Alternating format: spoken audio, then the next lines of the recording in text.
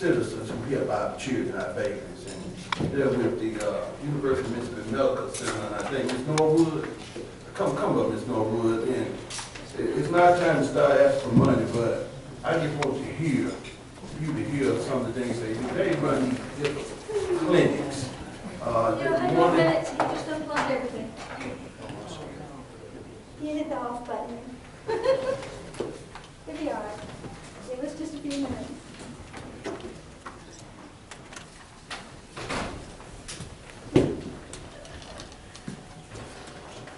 Thank y'all again for coming.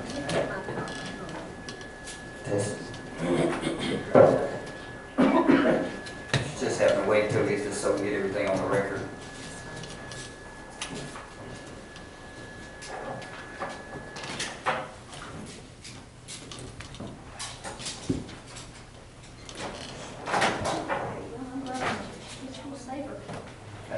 Okay. Ready?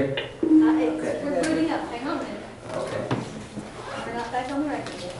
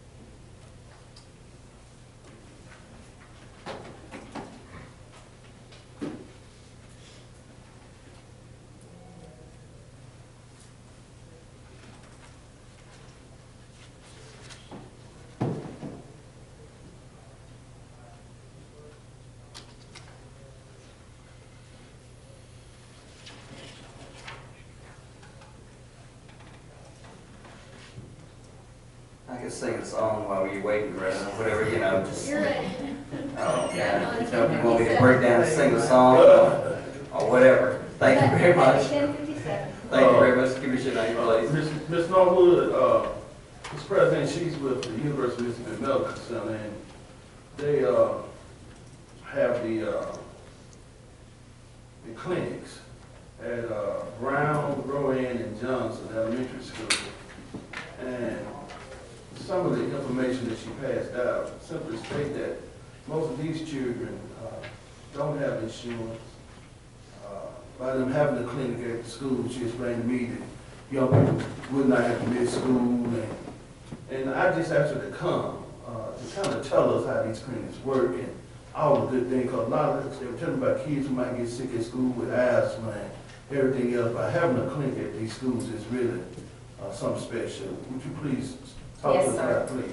And thank you, Mr. President, Board of Supervisors, also for helping us achieve our goal of getting a walking trail at Johnson Elementary that we have put into great use, not only the kids, but also the faculty and staff as well. We use it on a regular basis.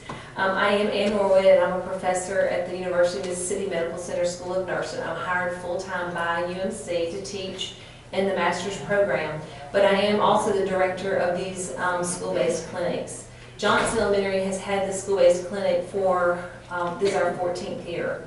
And I don't even know if y'all are aware of these clinics that are there. I know the Department of Education does fund RNs to go into some of these clinics, or a lot of the clinics in JPS, as well as around the state, the tobacco fund. But these clinics are run differently. We have nurse practitioners there. And as nurse practitioners, we can see patients, diagnose, prescribe, pull blood, and refer accordingly when it's necessary. We are there 5 days a week during the school hours, and we see these patients pretty much with their primary care provider for these kids. A lot of them don't have insurance. A lot of them don't have a primary care provider, such as one pediatrician that they see. They use the emergency room at either medical center or at Baptist. And so we provide care for these children in a way that is unique because we do provide a medical home for them. We average approximately over 5,000 patient encounters a year, and have saved actually lots of lives. We've diagnosed kids who are diabetics who never knew they were diabetics. We have diagnosed and treated children who have seizure disorder.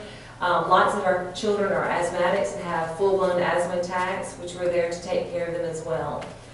These clinics are invaluable. We know that if we don't have healthy children, they will not stay in school and they will not learn. And so basically I'm just here just to tell y'all about all the things that we do and answer any questions. And of course, I'm always seeking funding. As you know, the budget's very tight at the medical center as well. Brown and Rowan were, I wrote a grant 6 years ago, a 5-year grant to HRSA. It was funded for 5 years. However, the 5th year's gone, and now we are lacking funding to keep these clinics open as well. And like I said, we also do all our Medicaid screenings. We keep the parents at work and the children at school. A long time ago, before we were there, a child would cough and throw up because it was coughing on mucus, and the secretary would call the parents to take them home. Now they can come to the clinic and we can find the real reason why they're coughing. They have an upper respiratory infection associated with the cough. We diagnosed lots of kids with strep, pink eye, everything known to these children. We also have medical residents who come in. The school of pharmacy comes in. We're about to get the school of dentistry to come in, and all of this is in kind. However, it takes a lot to buy supplies and to pay for one of the nurse practitioners and the 2 staff there, the patient care coordinators. So I just wanted to kind of let y'all know what's going on in these clinics and the work that's being done, and invite y'all at any time to come and visit and to see what we're doing as well. Yes, sir. Ms. Longwood, and I know we've asked you to come, so you never come before a board before. Let me ask you this, because sometimes people may not fully understand. Right. These are not any quacks or shade tree nurses. These are all board certified nurses, Yes. nurse practitioners. Right. So you have to be board certified in the state of Mississippi by an accrediting agency to practice. And y'all come into these schools, but some of these kids, we can think back when we went to school, we didn't have nurse practitioners. We sick at school, get somebody else sick. I think you were telling us a kid had asthma at school. And, Oh, yes. And y'all. And that's constantly, that's a very constant. 43% of the kids have asthma in these 3 schools. Over 50% of them are severely obese. I have a 10-year-old that we're working out with now who weighs 197 pounds. And so we're utilizing this walking track, and we're teaching and using lots of health education as well to try to alter lifestyles. And we include the parents as well, because we realize that what the children eat is what's put in front of them. And for a lot of these parents, it's cheaper to go through McDonald's or Burger King when they have Whopper deals for 99 cents than it is to go and get chicken to make on a grill or cook it healthy-wise, and fresh vegetables. So we do incorporate a lot of things, and we do lots and lots of teaching as well for these kids and their families as well. Mr. President, everybody understands we're in the budget, and a current budget, but in the budget process, we're going to ask them to come back and just kind of explain and see if we do something, because there's got to be other ways we can also help. To think about these schools not having the clinics, it's like think about kids not having books or pencils or paper. Those clinics are so valuable, especially poor neighborhood, but these kids don't have a chance to go to the doctor and get medical care. Well, if they do, they use the emergency room. And that's a very, very costly way of utilizing our resources, the state's resources for health care. I mean, a 1 ER visit for a child who has strep throat, which we can diagnose in the clinic, is about $400 or $500. Now, the other problem we have in the poor neighborhood is they can't afford the prescriptions. You know, Right. we get the prescriptions That's and, right. you know, And we've been lucky, Walker Foundation has helped us set up these clinics, and being part of the medical center, we've got, over 300 nursing students who donate money, and with this money, we buy patients, indigent patients, their medicines. One of the other nurse practitioner who work at Johnson we buy all the over-the-counter medicines, the ibuprofen, the cough and cold, everything, and a lot of times we end up sending it home. out your pocket. Yes, sir. Did you Yeah, bring it's- anybody else with you today from? I didn't. I should have brought my patient care coordinator. It's all right. Mr. President, I thank you so much. I thank you for the time. No, I thank you for the time. Thank you. Thank you very much. Okay, Supervisor Stokes, continue, please. Thank you, Mr. President. I have on discussion, library update, and I asked Ms. Moman to come forward, please, because we were working on the situation, trying to deal with the wrongful, I guess the illegal hiring of a library director where that was not posted properly and everything, and the county continued to put over $1 million in the library, and I asked Ms. Moman to please come and give us an update on how everything stands. Thank you so very much, Supervisor Stokes, and to all the supervisors, thank you. As of today, we are still waiting for EEOC to respond. This weekend, I received a copy from my attorney stating that the library's attorney would like to offer me $10,000 to leave. Excuse me, Ms. Morgan, with all due respect to you. Ms. Calhoun. My question is, Mrs. Bowman has hired an attorney. Are Yes. you in some type of litigation? Let me check with Peter on that. Peter,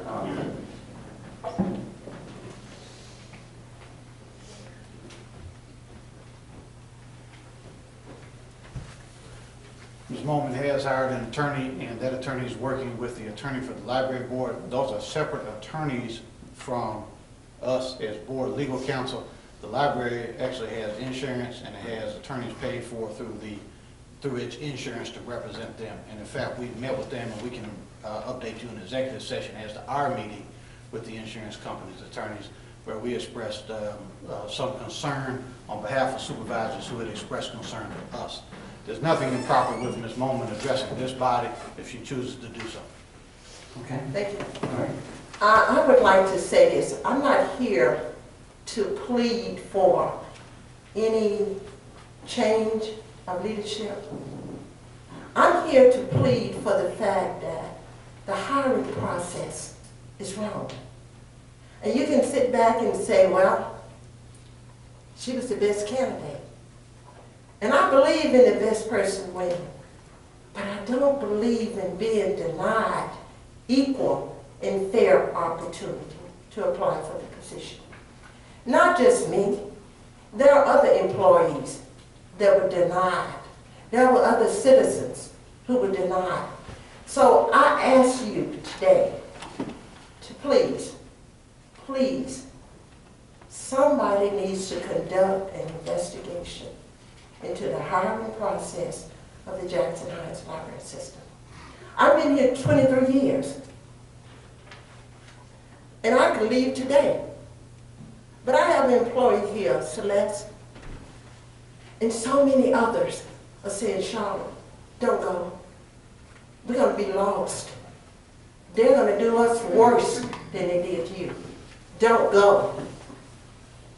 So I'm here not to just plead for Charlotte, but there are other employees, and they deserve a fair and equal chance to apply for any position. And you're the funded authorities, right? And you hire board members who make these decisions. But there are board members, and I'm not going down, I'm not cracking board members. But there are board members that's been on there 4 years. I've never heard them speak. Never heard them speak. They might do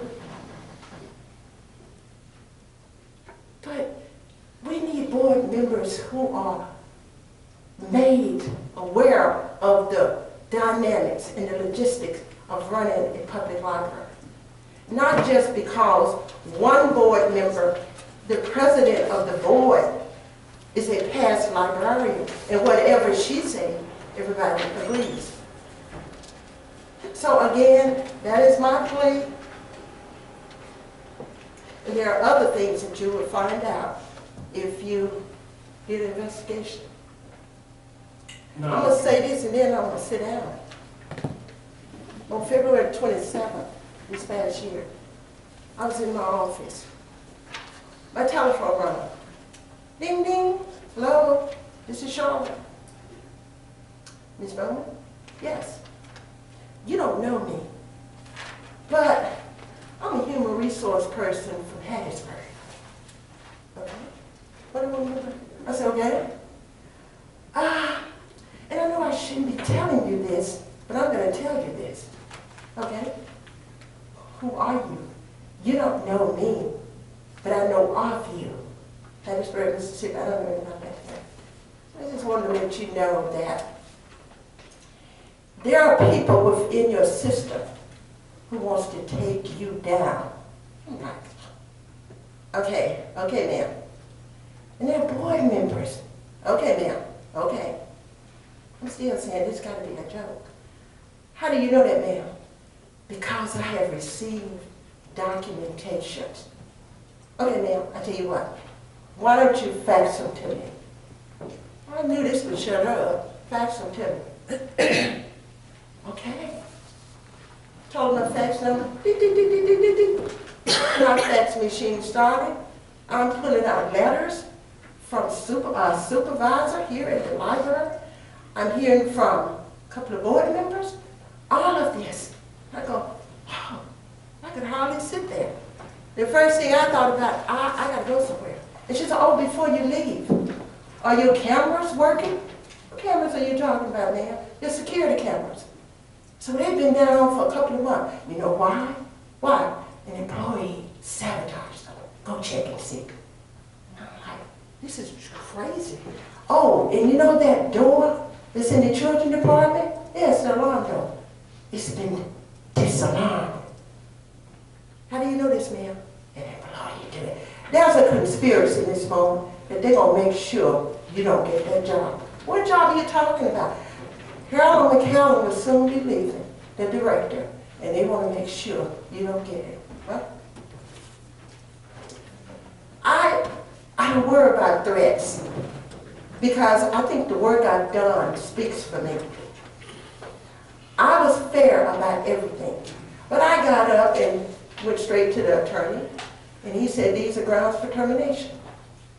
Because the person who sent this information sent it on a letterhead from the Jackson Heights Library System. Defamation of my character, everything. And he asked that we start an investigation. I did the investigation because my supervisor said, let's investigate. We got recorded statements. You just would be surprised at things that's been going on. And I went downstairs to see if the cameras, yes. I went over and saw the security alarms had all been pulled out. And this had been going on for months. And we thought there was something wrong with the security piece. But I'm going to take a seat. But I asked again, please, please, for the sake of all employees at the Jackson Heights Library, somebody please come forward and do an investigation. Now, Ms. Thank you. You said, Ms. Moman, your main concern was that the job was posted with a date when it would close, Yes. and they're gonna close it before that date that was posted for. Could you explain that, and how did you see it? We received a notice on June the 6th that we received a notice from our human resource that the job had become available and that the deadline date was August the 1st. My HR person came in and said, did you get this? I said, yeah. August the 1st. Well, we knew that we had at least a month or so to do it. We were busy, at least I was very busy trying to get our director who was leaving to get a going away celebration for her that was going to be on the 25th. On the 24th, we went downstairs to decorate, and we were told we could not go into the meeting room. I said, well, we don't have a June board meeting, so why are the board members here? They said, well, there's a special call meeting. Special call meeting. Usually you put up special call meetings and let us know. So we said, oh, okay. So I asked, what is the meeting about? And they said they're going to select an interim. Oh, okay, okay. Because I had asked initially to the president, what was the procedures? And she said, do you want to apply for the position? I said, yes. She said, well, you can't be interim.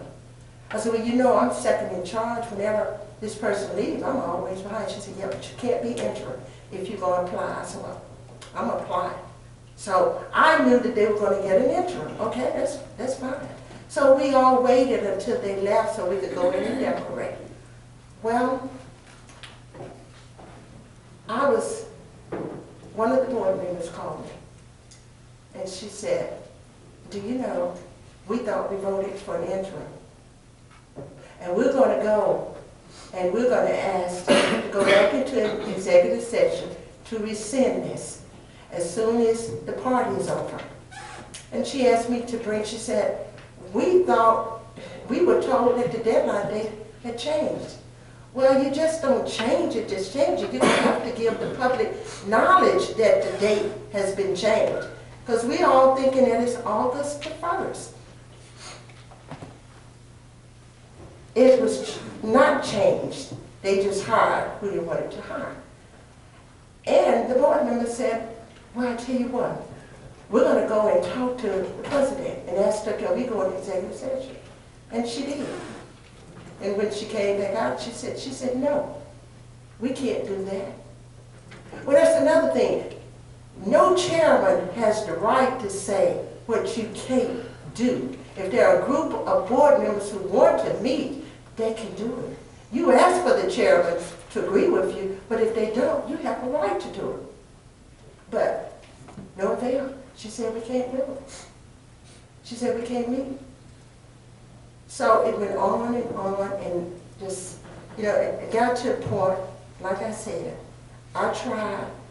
You know, employees who decided to protest, why August the 1st? Why didn't you just adhere to August the 1st? And if you wanted to hire somebody else, why didn't you just go and do it?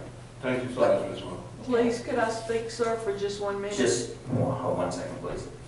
Okay, we're finished with that. Thank you very much, Ms. Mormon.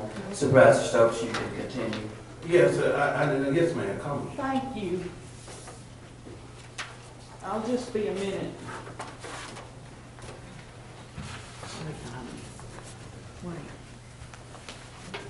My name is Celeste Ramirez, thank you.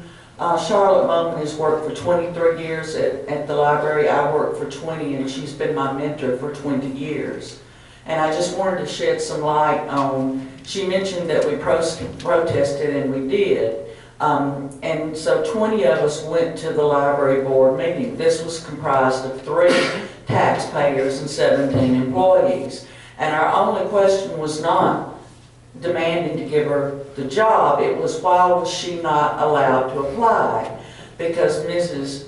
Kirkendall went on Mr. Evers' radio show, and Mr. Evers said, well, why didn't Charlotte get the job? And Ms. Kirkendall said, because she didn't apply. Well, this was a fact, but it was not the truth, because Charlotte was in the process of applying, and I can prove this because I was with her. And I said, Charlotte, when you apply, you've got to remember all the initiatives, the Books for Tots initiative, the Java and Jazz, the Writers, and all of these programs that Charlotte had come up with and no one else had.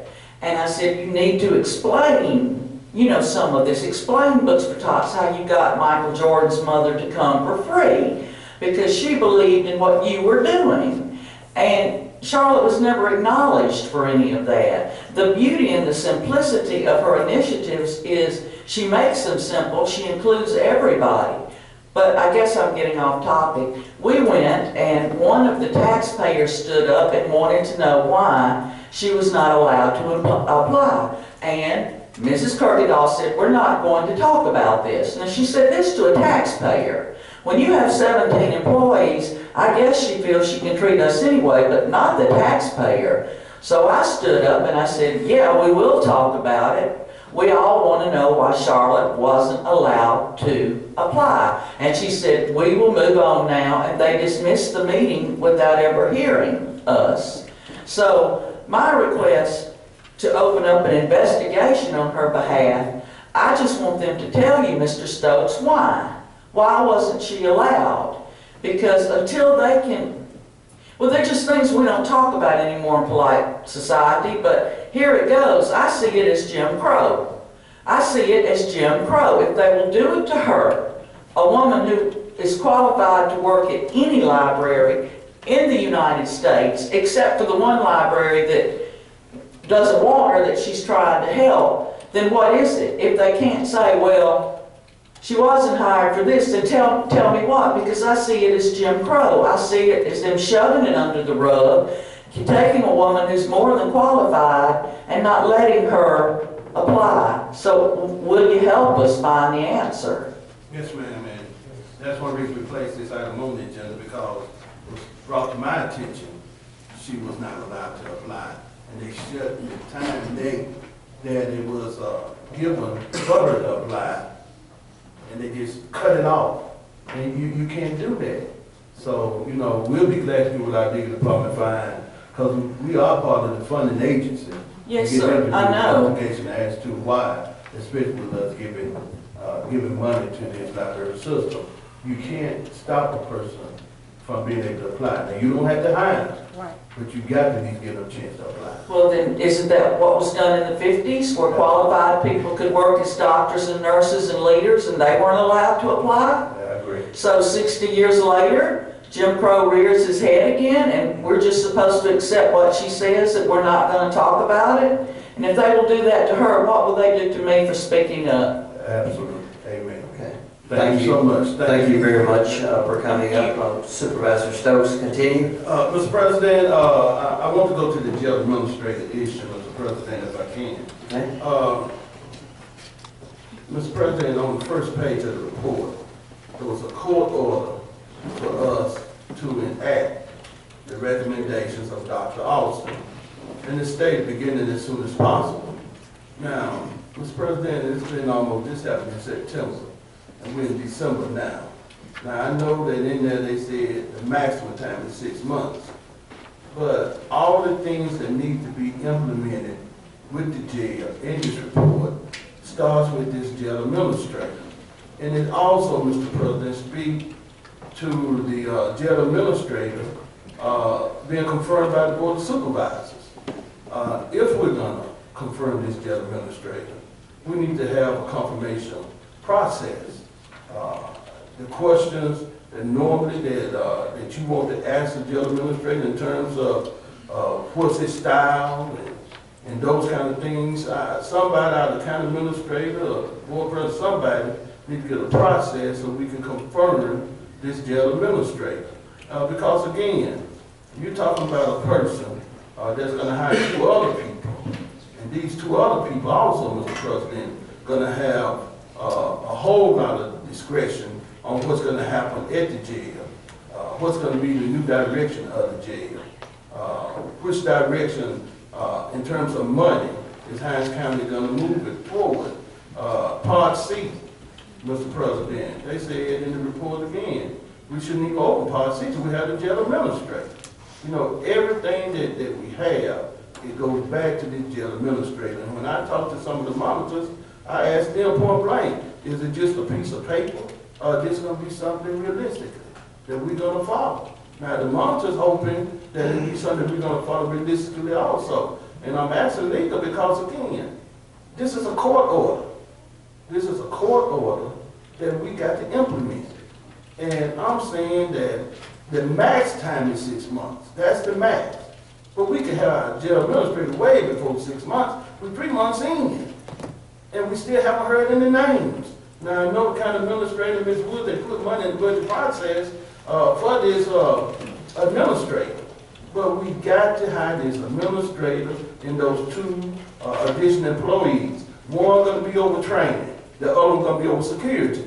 I still think we're dragging our feet. I don't know where the drag is taking place, but we need to get a jail administrator in place like yesterday. Yes, ma'am. Okay, let me just, before you speak, we will have a confirmation process as soon as someone is brought forward. No one has been brought forward at this time. Mrs. Davis, can you speak to this issue? Well, yes, I just wanted to remind the board that Judge Green did clarify the timeline to hire a jail administrator. She reduced it to 3 months. So she expects by the end of December. That's what the monitor stated. They told me December 31st. But I'm going by the report totally, and I didn't have her amendment. And that report said, you know, it don't just say 6 months like it's the max. But if it's December 31st, then, you know, my position, we're not pointing the finger at anybody. It's nobody's fault. Only thing I'm saying, if we're gonna get all these things done that need to take place, where you talking about Part C, where you talking about renovations at E and B, the first step in all of this is the jail administrator. We got to get this person hired and on board so we can train up the others for training. You know, just think, who's gonna be over training? Who's gonna be over security? We heard a gentleman here just a second ago talking about security. The jail administrator is a very important position that we need to hurry and find somebody. I don't want to say we just want to find Joe Blow, but again, Ms. Davis, I'm glad you mentioned it, because you did say December 31st. That's what the monitor said. They're going to have this administrator hired and in place by then. So a confirmation hearing got to be done by this board of supervisors. That means we need to ask questions. Suppose they bring somebody we don't confirm. Suppose it's somebody that you don't feel comfortable with. Then you back out again. That's why I'm saying we need to hurry this process, and let's not wait till the last minute to get us a jail administrator. Thank you, Mr. President. Okay, continue, please. Mr. President, because I had speakers, I'm going to hold my other items because I don't want to take too long, and I'm going to hold the other items, and I have them at the next meeting. Thank you so much. Thank you very much. We'll now continue our printed agenda. We'll go to Mrs. Carmen Davis, County Administrator. Yes, thank you, Mr. President. First item under County Administrator is dealing with unclaimed body issue. We have 2 unclaimed bodies for your consideration. So moved. It's been moved. Is there a second? Second. It's been moved and properly second. All those in favor of? Yes. Opposed to? Motion passes. May I address that? Mrs. Carter.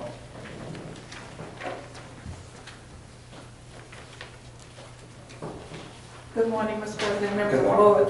I just want to advise you that one of those unclaimed bodies was a ward of the county. It was in a nursing home and you do not have any funds, but we are working to try to see if we can recover $255 through Social Security to reimburse the county. Thank you very much. All right. Mrs. Davis, continue. Yes, next item. Mr. President, before we leave, Okay. several weeks ago we had a lady from Jackson State, a professor, to speak about these cemeteries.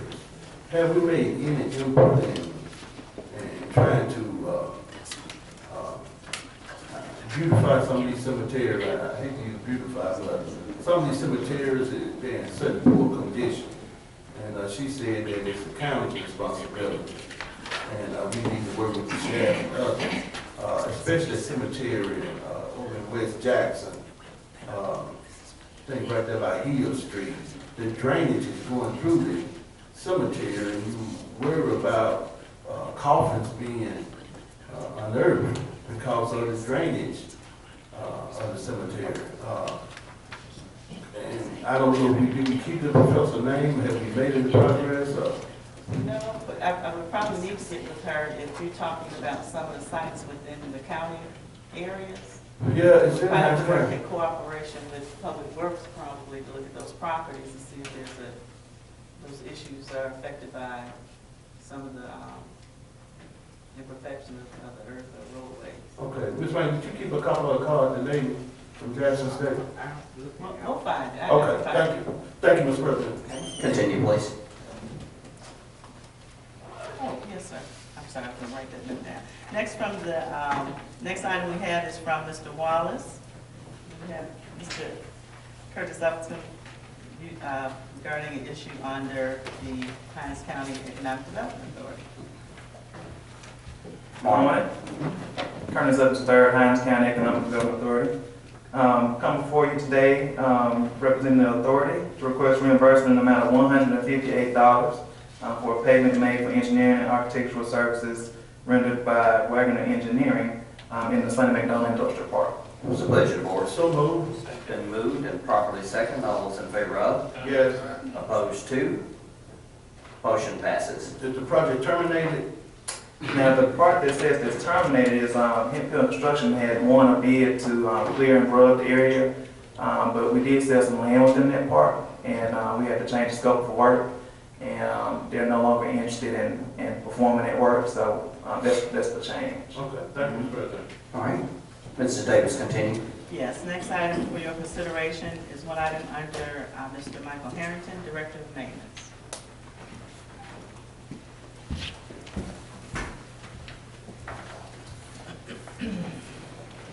Morning again. Morning. Morning. I stand before you asking for your approval to accept the service agreement from Taylor Power Systems to service the generators for the Jackson Circuit Courthouse, the Jackson Detention Center, Raymond Detention Center, Pima Farm Water Well, and Work Center. So moved. It's been moved. Is there a second? Second. It's been moved and properly second. All those in favor of? Yes. Opposed to? Motion passes. Mrs. Callen? Yes, Mr. Harrington, can you give us an update on the elevators right now and for quite some time? I would say around a month or so on what elevator has been operating in the circuit court building. Can you give us a status report of where we are? Yes, ma'am. I think it's on the agenda to bring up today from purchasing. On the news. We have one bid to come in. Oh, Yes, ma'am. So they will be presenting that today for your approval. okay. Do you have a service agreement for them? Service agreement for? For Yes. Taylor Power Station? I don't think that was in our packet, was it? Okay. Mrs. Davis, go ahead and continue. Thank you. Yes, next item we have no items under personnel. Item E, County Administrator requests approval to attend the Midwinter Conference at the Hilton Hotel located in Jackson on January 6th through the 8th. So moved. It's been moved and properly second. All those in favor of? Yes. Let me just go ahead and amend that for all supervisors as well. I know that all the supervisors and the Public Works Director normally attends that particular meeting or conference. If that meets with the pleasure of the board, we'll just amend it to... It's just your appointments because it's in town and you don't have to have approval. Okay. Well, we've approved it in advance. It's in your town. Yeah, okay. All right. All in favor of? Yes. Opposed to? Motion passes. Okay, continue, please. Okay, item F, Human Capital Development. I don't believe there are any issues today. And that brings us to the Purchasing Department. Mrs. House presenting one item for your approval. Okay.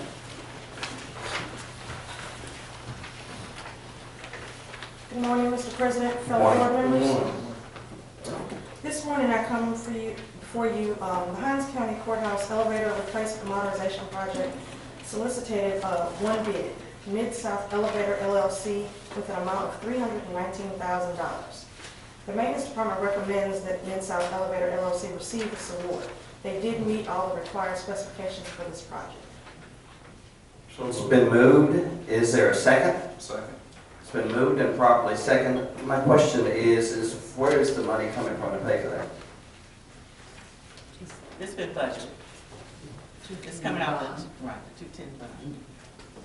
The board approved to use the 210 bond for that purpose. Can you tell how much is left in that particular bond? That's the bond that has the one, well, we started with 1.8, but it'll be 1.6 after we take the elevator out. Okay.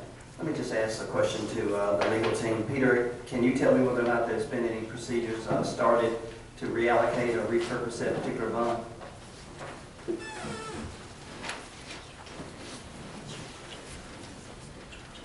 Excellent question, Mr. President. We have been trying to sort through that. We started reading the minutes from 2007 forward. I will tell you that in past minutes there are references to various bond issues, but then they do not have the specificity be necessary for us to understand whether they have been appropriately repurposed or commingled. We have a meeting set next week with Keith Parsons, who this board previously hired. That's the soonest meeting we can get is next week. And hopefully he can walk us through and explain what the minutes themselves do not explain. Okay, so as far as you know, it is okay to use that bond for this type of repair and purchase? Are we any type of legal limbo if we use that money for this particular purpose? I would prefer that you wait until after we speak with Mr. Parsons. I want to make sure that no more expenditures out of any bond proceeds for anything are done until we can make sure this trail is appropriately tracked. So, I mean, you could vote pending to accept this bid, pending further recommendation from us, and we're not going to have that recommendation until we meet with Mr. Parsons next week. Okay? Could that be incorporated in the minutes, please? Yes. So we'll make this a vote pending legal advice because of the fact that I do know that particular bond was very, very, very specific as to what you can do and what you can't do. And I don't want that to come back at some particular point and we spent $300-some thousand out of that particular bond money and we shouldn't have done it.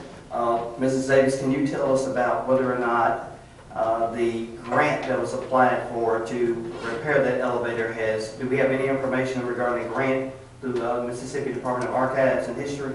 Yes, we are waiting for their approval. We should hear something this month. Okay. Let me add, we did work with Ms. Davis on the specs for the elevator bids, and we're comfortable that that was a excellent request that was put out on the street, and that we got the best possible response for the county. We just want to be a little hesitant before we commit the funds. Okay. It's been moved and properly second. All those in favor of? Discussion. Ms. Calhoun? I would like some attempt to be made to negotiate that 319 dam. Mr. Bender, please. Yes, ma'am. Mr. President? Okay. Mr. Stokes? Peter, the work on this elevator, I was in the courthouse last week. The other elevator is awful shape too. It's pretty slow. Are they gonna try to work on both of them, or this is just only for one and the other gonna go out? Or Which location? the other elevator, the one that's working, it's At the courthouse, the same courthouse? yeah, it's in pretty poor shape. It probably don't need anything but a tune-up or something. It's Oh, it's both of them. Okay, all right. I can go for it. Okay. Thanks, Mr. President. Mrs. Calhoun? Yeah, I was gonna say it's for both. Okay. It's been moved and properly second. All those in favor of? Yes. Opposed to? Motion passes. Mrs. Davis, continue. Thank you. Next, we have Ms. Lily Bush, Director of Budget and Finance, with budget amendments for your consideration.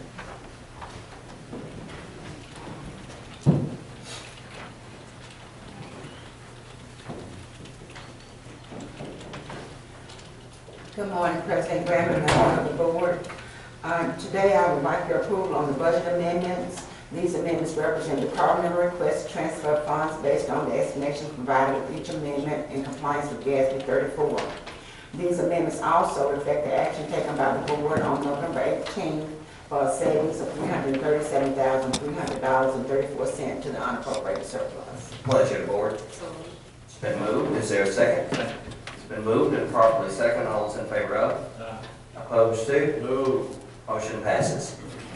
Also, I have one additional item, and it's a contract for professional services for our audit for 2013 and 2014, as approved by the board for October 7 to enter into this contractual agreement, which is an agreement between the BKB as well as the state auditor's office, and the contract is provided by the state auditor's office, but we have to enter it into our minutes. Okay. Pleasure to board. That's just a minute insertion. Submitted insertion. Okay. Supervisor Greer. And just to be clear, they were not the low bidder.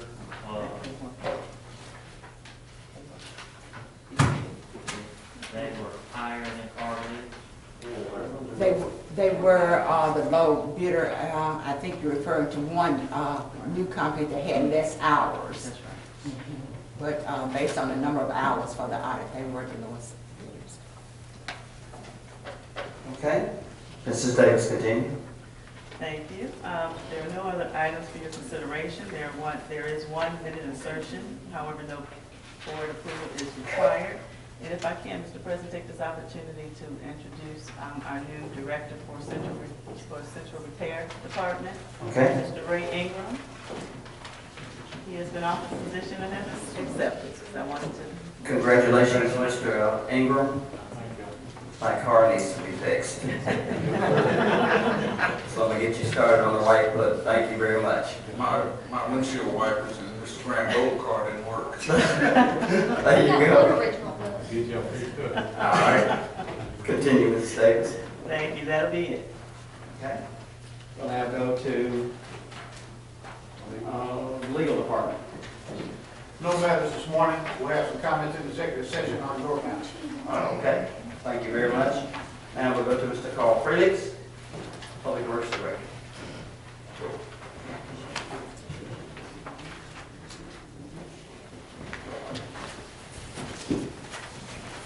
Good morning, Mr. President. Good morning. Good morning.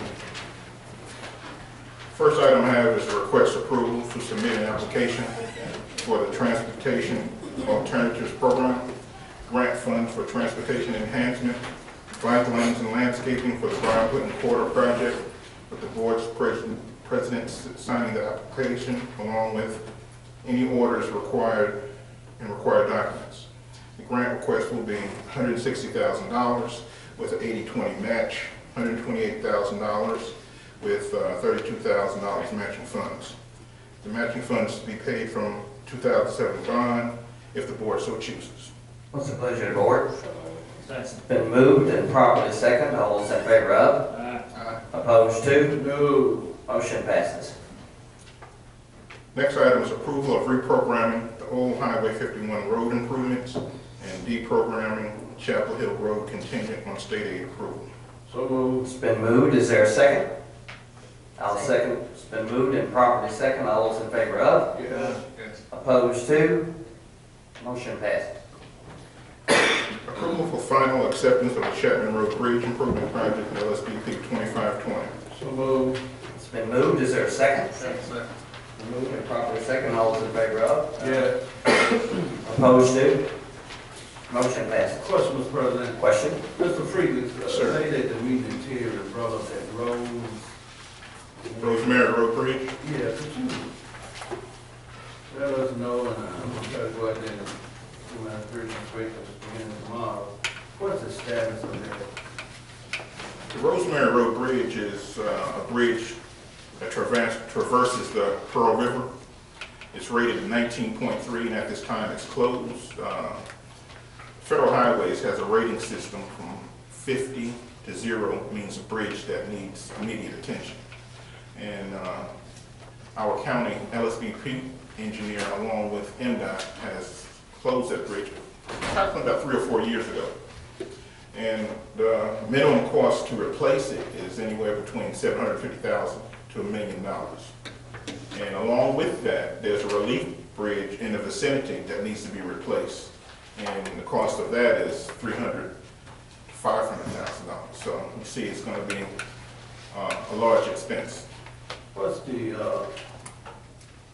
part, I guess, what's Rankin County's role in this? This is called the Pearl River with Rankin County on one side, Hines County on the other side. Is there a role for Rankin County in this? Officially, the bridge is on Hines County's inventory, but in the past, the board has reached out to Rankin County to assist funding this project. With any success? Not as far as that I know. Well, if we're not gonna repair the bridge, why not tear it down? Well, We'll talk about that. the purpose is to replace the whole bridge at the time we have the funding for it. Well, those citizens feel like we're dragging our feet and we don't have the money. It costs a lot of money, another bridge near there. It's time to fish or cut bait. We ought to tear it down because we're not gonna replace it. We didn't know it's not gonna be replaced. Versus then you sit there and you worry about somebody, you know. The liability. Absolutely. Thank you, Mr. President. Okay, continue. That's all. Okay. Thank you very much. We'll now go to the Honorable Miss Eddie Jean Carr, Chancery Clerk of Hines County.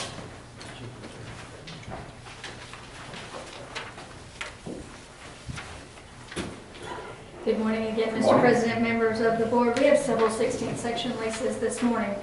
The first is a cancellation between the Hinds County School District and Cherie Glover.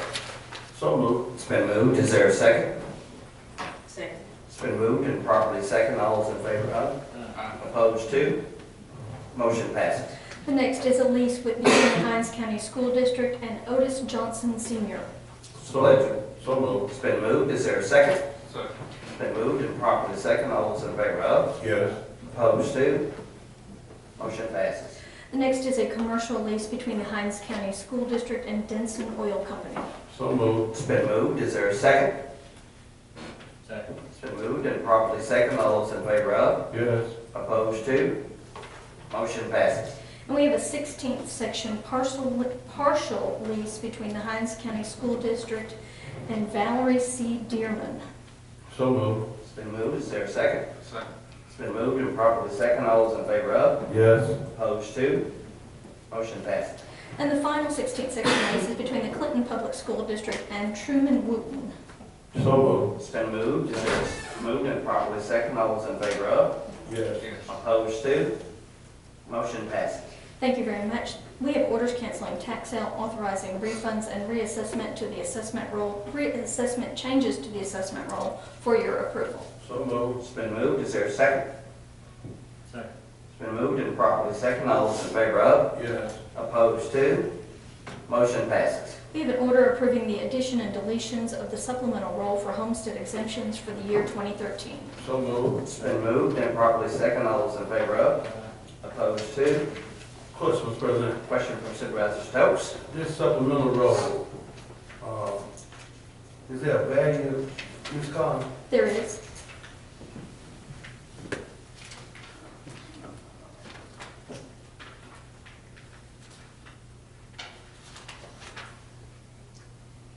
No, she did not include, oh yes, she did, it's on the back.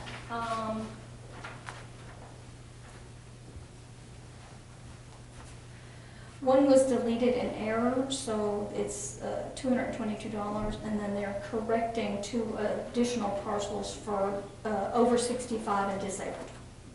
Okay. Thank you, Mr. President. Okay. Continue, please. Could we take a vote? No, sir, you didn't. All in favor of? Yes. Opposed to? Thank you. Motion passes. We request approval to advertise for the county depository bids for 2014-2015. This is not the bids for actual banking services. This is the bids for doing business with the county in general. So moved. It's been moved. Is there a second? It's moved and properly second. All those in favor of? Yes. Opposed to? Motion passes. And we request to advertise for 2014-2015 proceedings of the board. It's a pleasure to board. Who we advertising with? Jackson Avenue. Jackson Avenue. So moved. It's been moved. Is there a second? Second. It's been moved and properly second. All those in favor of? Yes. Opposed to? Motion passes. We have minute insertions as listed on your agenda. No action is required on your part. Thank you very much. We'll now entertain a motion to go into executive session. So moved. Supervisor, if I may, under other business. Okay.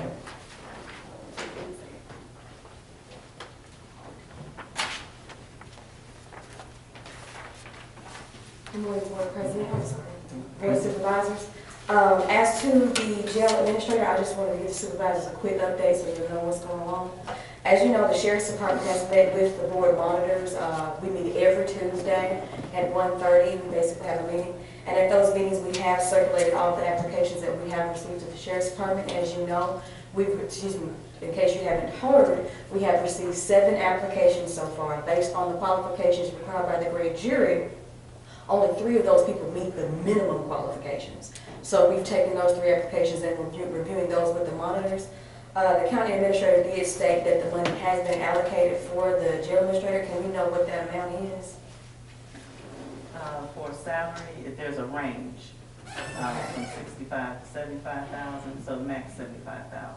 Okay. I believe there's been some discussion with the monitors that they wanted to increase it, so maybe we want to talk to them about if they wanted to increase that amount, which the sheriff is on board for because he's going to work with the monitors to see what they think what the best recommendation would be. But as an update, 3 candidates out of the 7 that we have received have met the minimum qualifications. Have we closed the? No, sir, it is not yet closed. We wanted to get the amount in place to see how much exactly they would receive, because you can't rightfully interview someone if you can't tell them how much they're gonna make. So I just wanted to give you a proper update to let you know that no one is dragging their feet. Now, the other two, the jail administrator will bring those two on, right? Yes, sir, that would be the option of the jail administrator to either who he would hire and to bring those persons on. Okay, Dana, could you check and see if we can get some of that in writing? Because I guess the reason why we have the questions is because none of that had been advised to me, to where I can go ahead and make sure that we, or either just let the rest of the board, to where we can just get a constant update as to what we're going to do, so we can start setting up the process for confirmation. Okay, well, we were under the assumption that your monitoring team was advising you on, because I know they were meeting with your legal department, because we were told by the monitoring team that they would get back to you and let you know everything, but we can give you something directly from the sheriff's department. Okay, thank you very much. Any other questions for Dan? Okay, thank you very much, we appreciate it. Now we'll entertain a motion to go into executive session. So moved. It's been moved, is there a second? Second. It's been moved and properly second, all in favor of? Yes. Opposed to? Motion passes. Now we need a motion to go into executive session. It's been moved for the purpose